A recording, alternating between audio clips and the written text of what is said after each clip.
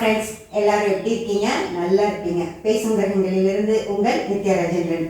Friends, நம்ம ஒவ்வொரு பதிவுகளாக பார்த்துட்டு வந்துட்டு இருக்கோம் இல்லைங்களா? இந்த பதிவில் நம்ம என்ன விஷயங்களை பார்க்க போகிறோம் அப்படின்னு சொல்லி பார்த்தீங்க அப்படின்னா, அஸ்ததங்கம் அப்படின்னு சொல்லி ஒரு விஷயம் இருக்குது ஃப்ரெண்ட்ஸ். அதாவது நம்ம இந்த கிரக யுத்தம், கிரக வக்ரம் அதெல்லாம் பார்த்தோம் இல்லைங்களா? அதே மாதிரி அஸ்ததங்கம் அடைகிற கிரகங்கள் அப்படின்னு சொல்லி ஒரு விஷயம் இருக்குது.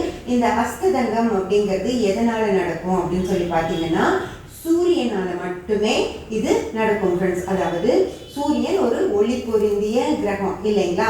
அந்த மிகப்பெரிய ஒளி, அந்த ஒளிக்கு ரொம்ப பக்கமாக ஒரு கிரகம் போகுது அப்படின்னா அந்த கிரகம் அஸ்ததங்கம் அடையும் அப்படின்னு சொல்லி அந்த பாரம்பரிய இதில் ஒரு விஷயம் இருக்குது. இது கொஞ்சம் நீங்கள் வேறு விஷயங்களோட எல்லாம் கம்பேர் பண்ணுறப்ப இந்த கிரக யுத்தம் அடைகிறது, கிரக வக்ரம் அடைகிறது அப்படின்லாம் இருக்கிற விஷயங்களை விட இது கொஞ்சம் சரியான விஷயமாகவே இருக்குது ஃப்ரெண்ட்ஸ். அதாவது சூரியன் அப்படிங்கிறது மிக ஒளி பொருந்திய ஒரு நெருப்பு குழம்பு இல்லைங்களா? அந்த நெருப்போட தாக்கத்தை ஒரு அளவுக்கு மேலே தாங்க முடியாது. இப்போ நம்மளுக்கே வெயில் காலத்தில் நம்ம ரொம்ப சிரமப்படுறோம் இல்லைங்களா? அதுவே கொஞ்சம் வெயில் கம்மியாக இருக்கிற நேரத்தில் நம்ம கொஞ்சம் ஃப்ரீயாக இருக்க மாதிரி இருக்கும். அது மாதிரி வெயில் ரொம்ப அந்த சூடை தாங்கிக்க முடியாமல் நம்ம சிரமப்படுற மாதிரியே கிரகங்களுக்கும் அந்த பிரச்சனை இருக்குது அப்படின்னு சொல்லி சொல்கிறத நம்ம கொஞ்சம் சரியாகவே இருக்குது, எடுத்துக்கலாம். அதுக்கு என்ன பலன் சொல்கிறாங்க அப்படின்னா, இந்த அஸ்ததங்கம் அடைஞ்ச கிரகங்களுக்கு என்ன பலன் சொல்கிறாங்க அப்படின்னு பார்த்தீங்கன்னா, அந்த கிரகத்தால் எந்த வேலையும் செய்ய முடியாது அப்படின்னு. அதாவது சூரியனுக்கு சில அளவுகள் இருக்குது. அந்த அளவுகளெல்லாம் நான் உங்களுக்கு சொல்ல அந்த பாகைக்கு, அதாவது சூரியன் ஒரு டிகிரியில் இருக்குது அப்படின்னு வச்சுக்கோங்களேன். இப்போது நம்ம சூரியனை இங்கே எடுத்துக்கலாம். மீனத்தில் சூரியன் ஒரு 15 டிகிரியில் இருக்குது அப்படின்னு வச்சுக்கோங்க. 15 டிகிரி அப்படிங்கிறது மீனத்தோட நடு பகுதி. அந்த 15 டிகிரியில் சூரியன் இருக்குது அப்படின்னா இந்த கிரகங்கள் இந்த சூரியனுக்கு பக்கமாக, இந்த 15 டிகிரிக்கு பக்கமாக போகிறப்போ அந்த கிரகங்கள் அதனுடைய செயல் இழந்துரும். அதனால நல்லதும் சரி கெட்டதும் சரி எதுவுமே அந்த கிரகங்கள் செய்ய முடியாது அப்படின்னு சொல்கிறாங்க. அதாவது சூரியனோட சேர்ந்து இங்கே மோஸ்ட்லி புதன், சுக்கிரன் ரெண்டுமே எப்பவுமே சூரியனுக்கு பக்கமாகவே தான் இருக்கும். உங்களுக்கு தெரியும், புதன் சூரியன் இங்கே இருந்துச்சுன்னா புதன் இங்கே இருக்கும், இல்லைன்னா இங்கே இருக்கும், இல்லைன்னா இங்கே இருக்கும். இந்த 3 கட்டங்கள் தவிர புதனால் தூரமாக போக முடியாது அப்படிங்கிறது உங்களுக்கு தெரியும். அதே போல் அதனுடைய பாகை அளவெல்லாம் நான் முன்னாடி போட்டிருந்த வீடியோஸ்லாம் இருக்குது. அதை போய் நீங்கள் பார்த்துக்கோங்க. அது இன்னும் கிளியராக உங்களுக்கு எவ்வளோ பாகை அப்படிங்கிறதெல்லாம் அதில் நான் சொல்லியிருப்பேன். பிளேலிஸ்ட்லேயும் இருக்கும் ஃப்ரெண்ட்ஸ். அது மாதிரி புதன் இந்த 3 கட்டங்களுக்குள்ள மட்டும்தான் சூரியனை சுற்றி இருக்கும். வேற இந்த கட்டங்கள் சூரியன் இங்கே இருந்தார் அப்படின்னா புதன் இந்த கட்டங்கள் எல்லாம் இருக்காது. இது இல்லைன்னா இந்த கட்டம் 3 கட்டத்தில் மட்டும்தான் இருக்கும். கும்பம், மீனம், மேஷம். ஓகேங்களா? அப்படிதான் இருக்கும். அதே போல் சுக்கிரன் மகரம், கும்பம், மீனம், மேஷம், ரிஷபம் இந்த 5 கட்டங்களுக்குள்ள தான் சுக்கிரன் இருக்கும் ஃப்ரெண்ட்ஸ். 49 பாகை என்னமோ தான் சூரியனை விட்டு தள்ளி சுக்கிரனால் போக முடியும். இதுவும் அந்த பழைய வீடியோஸ்ல எல்லாமே இருக்குது. நல்ல முழுமையாக முழு பதிவுகள் போட்டிருப்பேன். நீங்கள் போய் தயவு செஞ்சு பாருங்கள். சூரியனுக்கு பக்கமாகவே தான் இந்த 2 கிரகங்கள் இருக்கிறது போக மிச்சம் இருக்கிற செவ்வாய், குரு, சனி இந்த கிரகங்கள் சுற்றி வந்துட்டு இருக்கும் ஃப்ரெண்ட்ஸ். இதில் சூரியனுடைய அந்த லைட்டை வெளிச்சத்தை சந்திரன் முழுமையா வாங்கி பிரதிபலிக்கிறதுனால சந்திரனுக்கு அந்த அஸ்ததங்கம் அப்படிங்கிற பிரச்சனை இல்லை. 2வது, உங்களுக்கு சந்திரன் பற்றி நான் அடுத்து பௌர்ணமி யோகம் போடுவேன், அதில் டிகிரிகள்லாம் சொல்லுவேன். அதனால உங்களுக்கு சந்திரன் பற்றி தெரிஞ்சிடும். அதே போல் ராகு கேதுக்கள் அப்படிங்கிறதும் இந்த சூரியனுடைய இந்த அஸ்ததங்க நிலையில அவங்க எடுக்கல. ஓகேங்களா? இப்போ அது எந்த பகையில் இருந்தது அப்படின்னா அஸ்ததங்கம் அப்படிங்கிற விஷயம் வரும் அப்படின்னு சொல்லி பார்க்கலாம். 2வது, இதை நம்பலாமா வேண்டாமா அப்படின்னு நம்ம யோசிச்சோன்னா, முழுமையான வெப்பம், முழுமையான வெளிச்சம் இல்லைங்களா சூரியன்.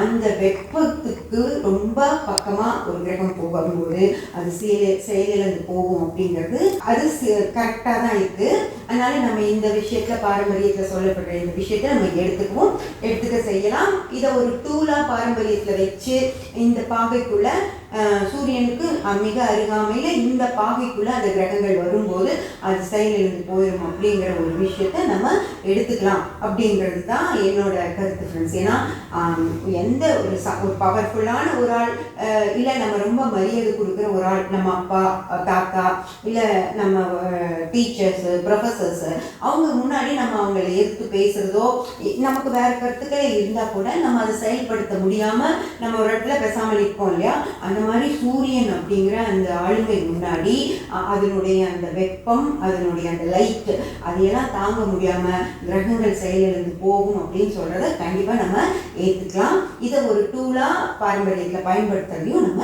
ஏற்றுக்கலாம் ஃப்ரெண்ட்ஸ். சூரியன் வந்து இப்படி ஒரு டிகிரியில் இருக்காரு அப்படின்னு வச்சுக்கோங்க.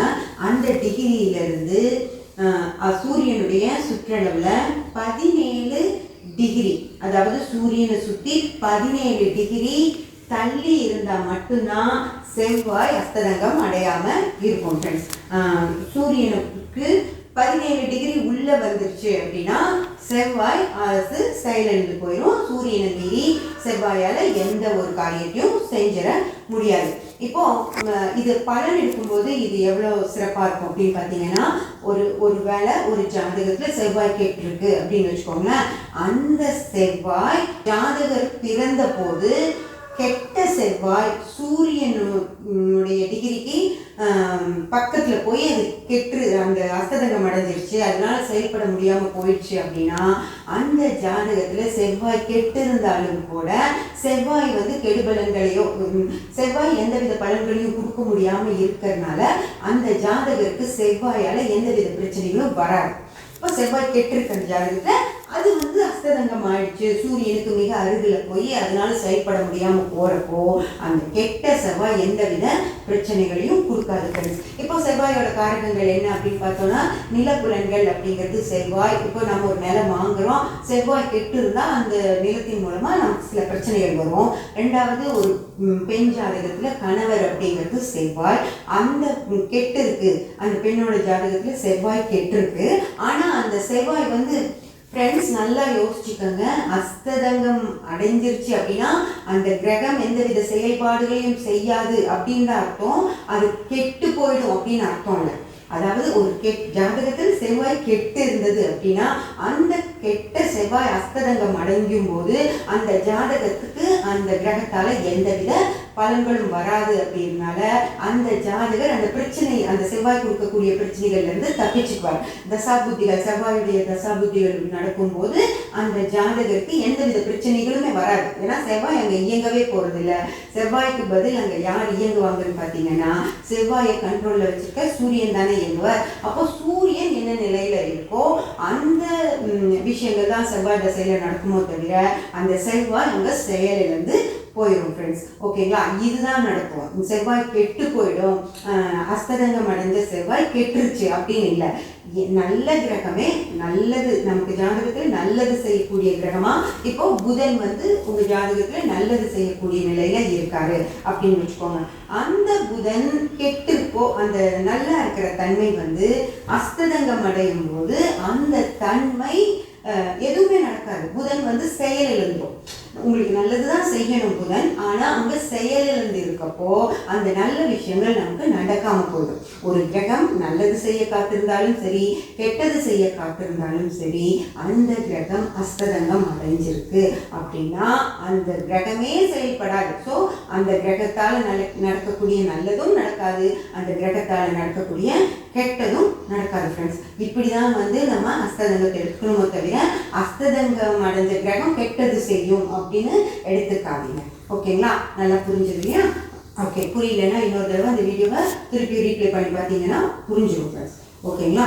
இப்போ செவ்வாய் வந்து சூரியனுக்கு 17 டிகிரி முன்ன பின்ன இருந்துச்சு அப்படின்னா இந்த சுற்று, அதாவது 17 டிகிரிகள் சுற்றளவில் செவ்வாய் இருந்தது அப்படின்னா தான் அஸ்ததங்கம் அடையுமோ தவிர 17 டிகிரி தாண்டி இந்த பக்கமாக, அதாவது இங்கே 15, இந்த இடத்துல 28 டிகிரியில் கும்பம், மீனம் 15 டிகிரியில் சூரியன் இருக்குன்னா கும்பம் 28 டிகிரிக்கு மேலே செவ்வாய் போகிறப்ப தான் அஸ்ததங்கம் அடையும். அதே போல் இந்த பக்கம் 15 முடிஞ்சு இங்கே 2 டிகிரி, மேஷம் 2 டிகிரி வரைக்கும் இது முழுக்க செவ்வாய்க்கு அஸ்ததங்கம் ஃப்ரெண்ட்ஸ்.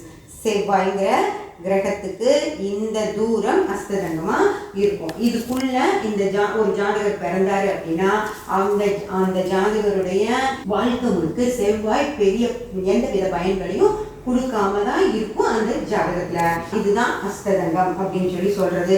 அதே போல இங்க வந்து புதன் வந்து 11 டிகிரிகள் சூரியனை விட முன்ன பின்ன இருந்தது அப்படின்னா புதன் வந்து அஸ்ததங்கம் அடைஞ்சுதான் அர்த்தம். அப்படி 15 டிகிரியில சூரியன் இருக்கும்போது அதுக்கு முன்னாடி 4 டிகிரியில புதன் இருந்து 4 டிகிரிக்கு மேலே புதன் போகும்போது இங்கேயும் அப்படிதான் 26 டிகிரி இந்த பக்கம் 4 டிகிரி, இந்த 4 டிகிரிக்குள்ளே போனால் அஸ்ததங்கம், 26 டிகிரிக்கு உள்ளே இருந்தாலும் அஸ்ததங்கம். 26 தாண்டிடுச்சு, இங்கே 4க்கு முன்னாடி இருக்குது அப்படின்னா புதன் வந்து ஃப்ரீயாக இருப்பார் ஃப்ரீயாக இருப்பார், அஸ்ததங்கம் அடையல அப்படின்னு அர்த்தம். இப்போது இந்த இடத்துல வச்சுக்கலாம். இங்கே ஒரு 13 டிகிரியில் சூரியன் இருக்காரு அப்படின்னு வச்சுக்கோங்க ஃப்ரெண்ட்ஸ். இப்போ வந்து சூரியன் 13 டிகிரியில் கடகத்தில் இருக்காரு அப்படின்னு வச்சுக்கோங்க. அப்போ குரு சுற்றி வந்துட்டு இருக்கு அப்படின்னா குரு வந்து 27 டிகிரிக்கு முன்னாடி இருக்கணும் ஃப்ரெண்ட்ஸ். 27 டிகிரிக்கு முன்னாடி இருக்கணும் அல்லது 28 டிகிரி தாண்டி இருக்கணும். அப்போதான் குரு தப்பிக்கும் சூரியன் கிட்ட இருந்து. இல்லைன்னா இந்த 27 டிகிரிக்குள்ள குரு இருந்தாலும் 28 டிகிரிக்குள்ள குரு இருந்தாலும் அங்கே அஸ்ததங்கம் அடைஞ்சிரும். அந்த ஜாதகருக்கு குரு எந்த வித பயனையும் கொடுக்காது. அது குரு நல்லாவே இருந்தாலும் சரி, இல்லை குரு கெட்டு இருந்தாலும் கெட்ட பலன்களும் நடக்காது, குரு நல்லா இருந்தால் நல்ல பலன்களும் நடக்காது ஃப்ரெண்ட்ஸ். இதுதான் அஸ்ததங்கம் அப்படின்னு சொல்லி சொல்றது. அதே போல சுக்கிரன் அப்படிங்கிறதுக்கு 9 டிகிரிகள். இப்போ இது சுக்கிரன் வந்துட்டு இருக்கு, இது குரு, இங்கே சுக்கிரன் வருது அப்படின்னு வச்சுக்கோங்க. சுக்கிரன் வந்து 13 டிகிரிகளுக்கு முன்னாடி 9 டிகிரிகள், அதாவது இதுல 3 அதுல 6, 4 டிகிரிக்கு இந்த கடகம் 13ல சூரியன் இருக்காரு அப்படின்னா கடகம் 4 டிகிரிக்கு முன்னாடி சுக்கிரன் இருக்கணும், அல்லது கடகம் 22 தாண்டி சுக்கிரன் இருந்துச்சு அப்படின்னா சுக்கிரனுக்கு பாதிப்பு இல்லை. இந்த 4 டிகிரிலேருந்து 22 டிகிரிக்குள்ள கடகத்துல சுக்கிரன் இருந்தாரு அப்படின்னா சூரியனால அவருக்கு அஸ்ததங்கம் ஏற்பட்டுரும். அப்போ அந்த ஜாதகத்துல சுக்கிரன் எந்த வித பயனையும் தரமாட்டாரு ஃப்ரெண்ட்ஸ்.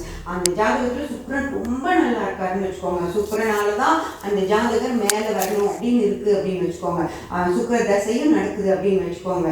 இருந்தாலும் அந்த இடத்துல இந்த சூரியன் எப்படி இருக்காரோ அதன்படிதான் பலன்கள் நடக்குமோ தெரியும், சுக்கிரனை செயல்பட சூரியன் விட மாட்டார். ஓகேங்களா? அதே போலதான் சனி அப்படின்றது 17 டிகிரிகள் முன்னாடி. சரி, சனிக்கு நம்ம இங்க விருச்சகத்துல வச்சுக்கலாம். சூரியன் வந்து ஒரு 5 டிகிரியில இருக்காரு அப்படின்னு வச்சுக்கோங்க. 5 டிகிரியில சூரியன் இருக்காரு அப்படின்னா சனி வந்து 17 டிகிரி முன்னாடி இருக்கணும் ஃப்ரெண்ட்ஸ். இப்போ சூரியன் வந்து விருச்சகத்துல 5 டிகிரியில இருக்காரு அப்படின்னா சனிக்கு வந்து 17 டிகிரிகள் முன்ன பின்ன சூரியன் பக்கத்துல வரும்போது அஸ்ததங்கம் அடையும் அப்படின்னா சுவாதி 17 டிகிரியில இருந்து விருச்சிகம் 22 டிகிரி வரைக்கும் சனி வந்து அஸ்ததங்கம் அடைஞ்சிருக்கும் ஃப்ரெண்ட்ஸ். அதனால அங்க வந்து சனி நல்லா இருந்தாலும் இல்லைனாலும் அங்க வந்து சனியால எந்த வித வேலைகளையும் செய்ய முடியாது. அதுக்கு சூரியன் சனியை எந்த வேலையும் செய்ய விடாம வச்சிருப்பார். ஓகேங்களா? அந்த ஜாதகத்துல சனி கெட்டு இருந்தது அப்படின்னா அந்த ஜாதகத்துக்கு ரொம்ப நல்லது அந்த விஷயம். அதுவே சனி வந்து நல்லா இருக்கு அப்படின்னா அது வந்து ஜாதகத்துக்கு நல்ல சனி எதுவும் செய்ய முடியாம போயிடும் ஃப்ரெண்ட்ஸ். இதுதான் அஸ்ததங்கம் அப்படின்னு சொல்லி சொல்றது. அஸ்ததங்கம் அடைஞ்ச கிரகம் கெடுதல் செய்யும் அப்படின்னு இல்லை, அஸ்ததங்கம் அடைகிற கிரகத்தால செயல்படவே முடியாது அப்படிங்கிறது தான் விஷயம். ஓகேங்களா? இந்த விஷயம் பாரம்பரியத்துல கொஞ்சம் சிறப்பான ஒரு விஷயம் தான், இதை நம்ம எடுத்துக்கலாம். ஓகேங்களா? இன்னும் நிறைய விஷயங்கள் இருக்கு, அதை நம்ம ஒவ்வொன்றா பார்க்கலாம். சப்ஸ்கிரைப் பண்ணி பெல் பட்டன் ப்ரெஸ் பண்ணி வச்சுக்கோங்க. அப்போ தான் நான் போடுற எல்லா பதிவுகளும் உங்களுக்கு கிடைக்கும். லைக் பண்ணி ஷேர் பண்ணி கமெண்ட் பண்ணிங்கன்னா எனக்கு சப்போர்ட்டிவாக இருக்கும். Thank you friends.